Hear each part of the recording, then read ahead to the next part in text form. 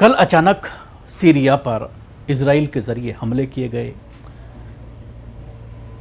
उसके ऊपर बारूद गिराया गया, जिसके बाद सवाल ये खड़ा हुआ कि वो सरकार जिसको अमेरिका का समर्थन था, जब सऊदी अरब डोनाल्ड ट्रंप गए थे तो बिन सलमान ने सीरिया के जो वहाँ पर सदर हैं उनसे उनकी मुलाकात करवाई थी और ऐसा लग रहा था कि अब अमेरिका का हाथ सीरिया पर है। और एक बड़ा सवाल यही है कि इजराइल ने क्या बिना अमेरिका की अनुमति के ये हमले किए हैं। ये एक बड़ा सवाल है जो उठ रहा है। जाहिर सी बात है, अमेरिका के बिना सहमति के इजराइल की हिम्मत नहीं है कि वो सीरिया पर इस तरह का अटैक करे, और वो भी आर्मी मुख्यालय पर, रक्षा मुख्यालय पर हमला किया गया है और उसके साथ ही राष्ट्रपति का जो महल है उसको भी निशाना बनाया गया है। अब सवाल यही खड़ा हो रहा है कि क्या ये बिना अमेरिका की सहमति के हुआ होगा? हरगिज़ नहीं।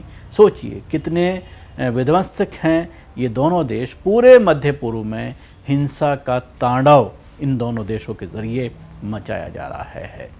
इस पूरे मामले पर सूचना मंत्री जो हैं वो यहाँ के सीरिया के, उन्होंने जिनका नाम हमज़ा अल मुस्तफ़ा है, उनका ये कहना है कि इजराइली हमला कोई जीत नहीं है बल्कि उनकी सरकार पर बने आंतरिक दबावों से बचने की कोशिश है। सीरियाई सरकार मीडिया से बात करते हुए मंत्री ने कहा है कि सुवेदा प्रांत के लोग सीरिया का एक बुनियादी स्तंभ हैं और वे इस मातृभूमि का हिस्सा हैं। सीरियाई स्वास्थ्य मंत्री का कहना है कि इजरायली हमले में अब तक 3 लोगों की मौत हो गई है और 34 लोग घायल हुए हैं। इससे पहले इजराइल के रक्षा मंत्री इजराइल कांच ने कहा था कि चेतावनियों का समय अब ख़त्म हो गया है, अब कड़े और दर्दनाक हमले किए जाएंगे। और ये हमले जो किए जा रहे हैं, एक गुट है, ड्रूज़ समुदाय के लोग हैं जो सीरिया में अक़लियत में आते हैं।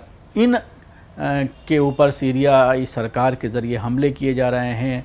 ये तकरीबन 3% आबादी बताई जा रही है सीरिया की, जो शिया समुदाय से ताल्लुक़ रखते हैं और इन पर लगातार ये बात कही गई कि इनके ऊपर जुल्म किया जा रहा है जो अभी मौजूदा सरकार है उसके ज़रिए। और ये लोग जो हैं वो बशार अल असद के समर्थक हुआ करते थे और इसी समुदाय को बचाने के लिए इजराइल के ज़रिए ये हमला किया गया है। मैं आपको बताना चाहूँगा कि इजराइल में भी इस समुदाय के तकरीबन 1.5 लाख लोग रहते हैं और उसी की वजह से ये हमला किया गया है। सीरिया की नई सरकार सुवेदा पर कब्ज़ा करना चाहती है। सुवेदा इलाका है जहाँ पर ये इस समुदाय के लोग रहते हैं, इसलिए सीरिया की सरकार ड्रूज़ समुदाय के उस गुट पर हमला कर रहा है जो उसका विरोधी है। इजराइल की सेना ड्रूज़ समुदाय की रक्षा करने के लिए सीरिया पर हमले कर रही है, इसलिए इजराइल और सीरिया आमने सामने हैं।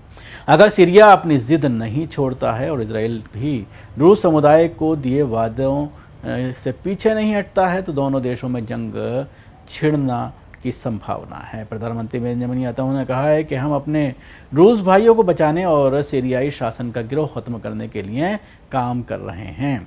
अब इस मामले में सीरियाई सरकार के ने कहा है कि जो बम बरसा रहा है इजराइल पर, उस फर्जी जिहादी की बोलती बंद है। अब सवाल ये खड़ा होता है कि जो जिहाद की बात करके सीरिया पर काबिज़ हुआ था, जो अपने आप को बहुत बड़ा इस्लामिक मुफक्किर बता रहा था, और हमारे भारत में भी जब बशार अल असद का दौर का ख़ात्मा हुआ था और इसको यहाँ पर बिठाया गया था तो बड़े दावे किए जा रहे थे, हिफाजत की बात कही जा रही थी और ये कहा जा रहा था कि अब जुल्म का ख़ात्मा हुआ। लेकिन इजराइल को ये 2-4 महीने 6 महीने ज़्यादा हुए होंगे सरकार बने हुए, तमाम वादों के बावजूद, अमेरिका के समर्थन के बावजूद ये हमला ये दर्शाता है कि ये लोग पूरे मिडिल ईस्ट में अमेरिका और इजराइल किसी भी कीमत पर इस मुस्तहकम हुकूमत नहीं चाहते कि यहाँ पर हालात सामान्य हों और लोग अपने जो है मामूल की ज़िंदगी गुजार सकें। इसीलिए इस तरह की हरकतें लगातार इन दोनों देशों के ज़रिए की जाती रहती हैं।